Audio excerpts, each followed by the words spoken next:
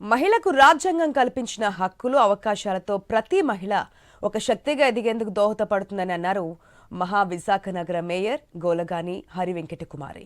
అనుకున్నది జరగకపోయినా వచ్చిన అవకాశాన్ని జారి విడుచుకోవద్దంటున్న విశాఖ మేయర్తో మా ప్రతినిధి రాజు ఫేస్ టు ఫేస్. అంతర్జాతీయ మహిళా దినోత్సవం సందర్భంగా ప్రస్తుతం మనతో పాటు మహావిశాఖ నగరపాలక సంస్థ మేయర్ గొలగాని హరివెంకట కుమారి గారు మనతో పాటు ఉన్నారు. ఈ అంతర్జాతీయ మహిళా దినోత్సవ సందర్భంగా కూడా మహిళలు ఎలాంటి అభివృద్ధి చెందుతున్నారు, అదేవిధంగా వాళ్ళకు ఉన్నటువంటి చట్టాలు ఏంటి, ఆమె ఎలా మేయర్గా రావడానికి దోహదపడింది తెలుసుకునే ప్రయత్నం చేద్దాం. మేడం గారు, ముందుగా అంతర్జాతీయ మహిళా దినోత్సవ శుభాకాంక్షలు. మీరు మీ లైఫ్ స్టైల్ అంటే ఇంట్లో పరిస్థితులు ఏంటి, ఎలా మీరు మేయర్ వరకు రాగలిగారు, ఏంటి పరిస్థితి? నేను మామూలుగా హౌస్ వైఫ్, అందులోనూ బీఎస్సీ బీఈడి డిఎస్సికి ప్రిపేర్ అవటం, ఒక స్టూడెంట్గా ఒక టీచర్గా కూడా నేను ప్రైవేట్ స్కూల్లో చేయడం జరిగింది. తర్వాత మా హస్బెండ్ 12 years ఎక్స్పీరియన్స్ అండ్ మహిళా రిజర్వేషన్, లేడీ రిజర్వేషన్ వల్ల నేను 11వ వార్డులో కంటెస్ట్ చేయడం జరిగింది. తర్వాత మేయర్గా నాకు మాజీ ముఖ్యమంత్రి వర్యులు గౌరవనీయులు శ్రీ వైఎస్ జగన్మోహన్ రెడ్డి గారు ఒక బీసీ లేడీ ఉండాలి అని దాంతో నాకు విశాఖపట్నానికి ఒక మేయర్గా నేను ఇక్కడ కూర్చోవడం జరిగింది. మొదటగా మీరు అయితే ఒక టీచర్ అవ్వాలని చెప్పి ఒక కలత అయితే ముందుకు వెళ్ళారు. కుటుంబ నేపథ్యంలో రాజకీయాల్లోకి రావాల్సి వచ్చింది. మీకు ఎప్పుడైనా అంటే టీచర్ని అవ్వలేకపోయాననే బాధ ఏమైనా అనిపించింది? అలాంటిది ఏమీ లేదు, ఎందుకంటే నేను ఇప్పటికీ కూడా మా బాబుకి పాపకి గైడ్ చేస్తూ ఉంటాను. వాళ్ళ ప్రాబ్లమ్స్ ఏవైనా మ్యాథ్స్కి సంబంధించి నేను ఒక మ్యాథ్స్ అండ్ సైన్స్ చెప్పే ఒక టీచర్గానే నేను బిఎడ్ జాయిన్ అయ్యాను. ఆ నేపథ్యంతో ఇప్పటికీ కూడా వాళ్ళ డౌట్స్ని నేను క్లియర్ చేస్తుంటాను. నాకు టీచర్గా వెళ్ళలేదనే బాధ అయితే నాకు లేదు. కాకపోతే అంతకంటే ఎక్కువ ఈ నగరానికి మేయర్గా అవకాశం వచ్చి ఈ నగరానికి సేవలు అందించాననే ఒక సంతోషం అయితే నా దాంట్లో ఉంది. అంటే మహిళలకి చట్టాలు చాలా ఉన్నాయి, అదేవిధంగా రిజర్వేషన్లు కూడా ఉన్నాయి. స్థానిక సంస్థల్లో కావచ్చు, ప్రజాప్రతినిధులుగా ఎదగడానికి కూడా చాలా అవకాశాలు అయితే ఉన్నాయి. వాటిల్లో ఇప్పుడు ఉన్నటువంటి మహిళలు వీటిలో ముందుకు వెళ్ళాలంటే ఏం చేయాలనుకుంటున్నారు? మీరు అనుకోకుండా వచ్చినటువంటి రాజకీయ నేపథ్యం ఏ విధంగా ఉంది?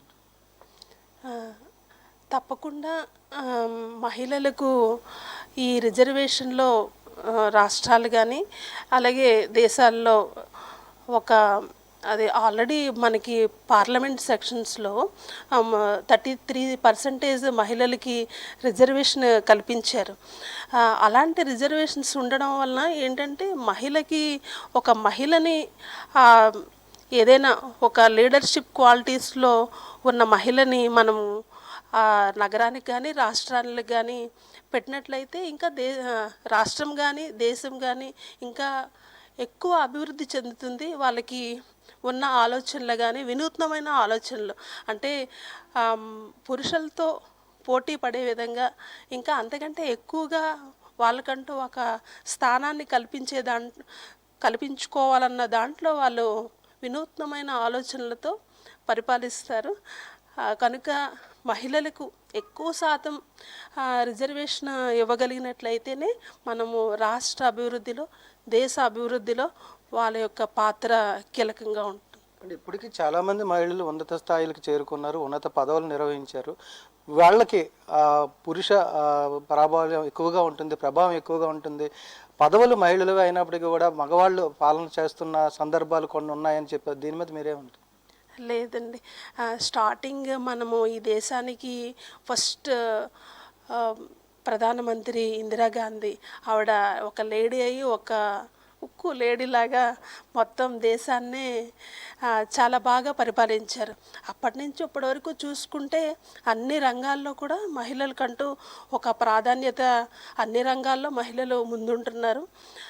దాంట్లో భాగంగా మనకి ఇప్పుడైతే దేశాన్ని పాలిస్తున్న రాష్ట్రపతి ద్రౌపది ముర్ము కావచ్చు, అలాగే central finance minister Nirmala Sitharaman రాజు గారు కూడా, అంటే వాళ్ళకు ఒక బాధ్యత అప్పగిస్తే వాళ్ళు దాన్ని ఏ విధంగా ముందుకు తీసుకెళ్ళి ఆ దేశానికి కానీ ఆ రాష్ట్రాలకు కానీ ఎంత అభివృద్ధి చేస్తున్నారు. ఒక మహిళ లీడ్ రోల్లో ఉంటే ఏ విధంగా చేస్తున్నారో వీళ్ళందరూ కూడా ఎగ్జాంపుల్. కనుక తప్పకుండా మహిళలుకి అవకాశం ఇస్తే వాళ్ళకంటూ ఒక ప్రత్యేకతని ఈ దేశానికి రాష్ట్రాలకి చూపిస్తారు తప్పకుండా.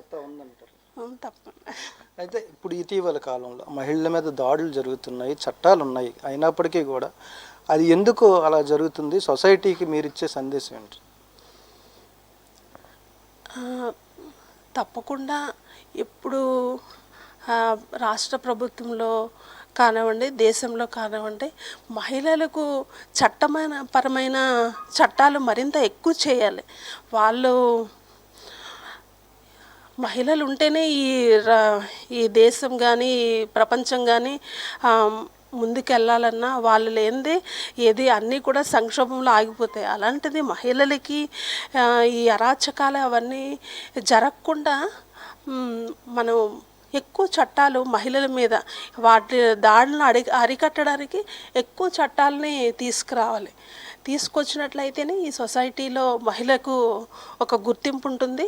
ఇవన్నీ చాలా వరకు తగ్గుతాయి ఈ అరాచకాలు. కానీ చట్టాలు అన్నవి ఇంకా ఇప్పుడున్నవి సరిపోవు. ఇంకా ఎక్కువ చట్టాలు తీసుకొచ్చి దాన్ని స్ట్రిక్ట్ చేయాలి.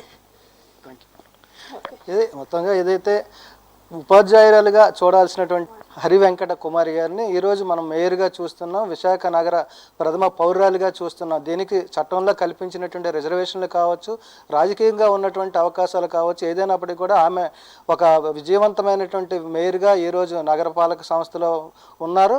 అయితే అనుకున్నవన్నీ జరగకపోయినప్పుడు కూడా ఉన్నటువంటి అవకాశాలతో ముందుకు వెళ్తే ఎన్నో విజయాలు సాధించవచ్చు. ఒక మహిళగా కూడా దేశ ప్రధాని దగ్గర నుంచి కూడా రాష్ట్రపతి వరకు కూడా మహిళలకి పూర్తి స్వేచ్ఛను కల్పించినట్టయితే దేశ భవిష్యత్తు ముందుకు వెళ్తుంది. అదేవిధంగా నేపథ్యంలో రాబోయే రోజుల్లో కూడా చట్టాలను మరింత కఠినతరం చేసి మహిళల్ని ప్రోత్సహించాలని చెప్పి మేయర్ గారు తెలియజేస్తున్న పరిస్థితి. వీడియో జర్నలిస్టు స్వామితో రాజు, ఐ న్యూస్, విశాఖపట్నం.